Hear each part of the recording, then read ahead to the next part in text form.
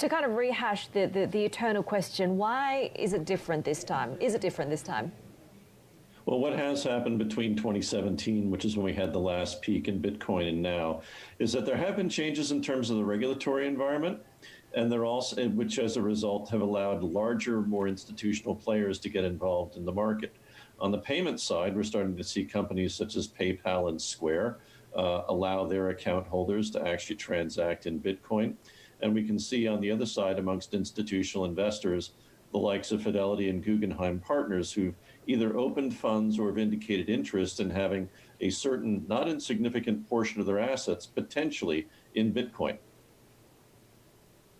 So the two concerns that a lot of critics have when it comes to this Bitcoin rally are twofold. And one of them you've actually addressed is that the market is really dominated in terms of holdings by a handful of big whale Bitcoin investors, right? And the other one is usability. Yes, it's a store of value, you can ask, but you can't go down to the store and buy something with it.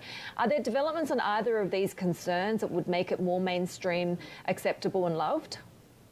Well, we think certainly what PayPal has offered to do here in terms of allowing transactions to be settled in Bitcoin is certainly a significant move forward towards making Bitcoin more of a unit of exchange, if you will, for day-to-day purposes. But that doesn't make anything different here as far as the volatility is concerned.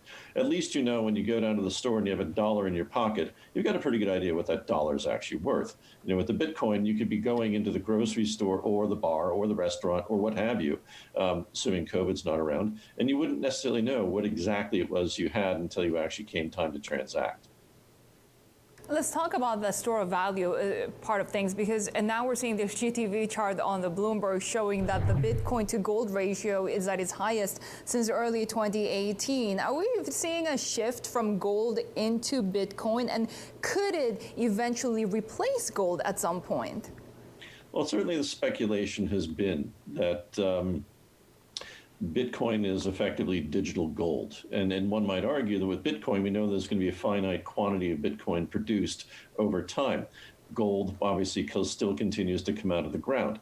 But in terms of looking at this, if we were to see, and we have seen flows out of gold ETFs of late, and monies have been going into Bitcoin, but we haven't gotten up to a point here where it's appreciably higher. If Bitcoin were arguably, say, to be worth 5% of the value of gold right now, it would be approximately 30,000. However, we think that there are numerous constraints that still stand in the way of Bitcoin rising to those levels. One of those being is that central banks themselves have started to experiment with digital currencies. And at the same time, in terms of the traceability of transactions, most governments like to know sort of who's getting money and how and from where.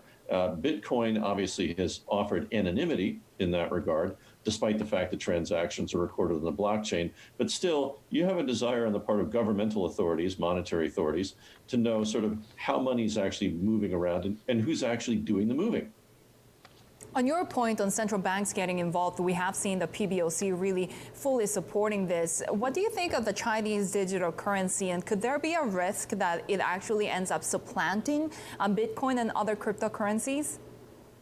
Well, it's a bit of a conundrum. I mean, certainly if we look at China and we look at how electronic payment means of settlement, whether it's Alipay or others, have actually sort of moved the society away from cash and more towards digital, it makes sense in terms of what the PBOC has been doing around digital currency.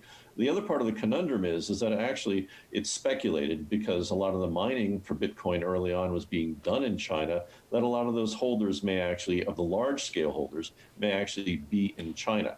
So, you know, from the standpoint of how the PBOC is going to affect those individuals and their holdings, obviously may raise some difficulties, not necessarily the same magnitude of Ant Financial's Hong Kong IPO being pushed off because of regulatory intervention, but certainly the PBOC will make its presence felt in this market. David, where to for this rally? Is it possible to talk about the idea of fair value going by technicals for Bitcoin? I know that some people have sort of been using technical analysis against Bitcoin, have been saying that things appear to have been overbought. So, you know, from that standpoint, I think what we need to see for Bitcoin to make a further move higher is for the incoming administration in the U.S. to put in place further fiscal relief programs, which obviously depends upon the cooperation of Congress, but more importantly, also to see what monetary authorities are going to be doing. We do think that this is a liquidity-driven asset, much like stocks. And from that standpoint, we see Bitcoin as being something, even though people talk it as being a store of value, it's still something that's very much of a risk-on asset in our point of view.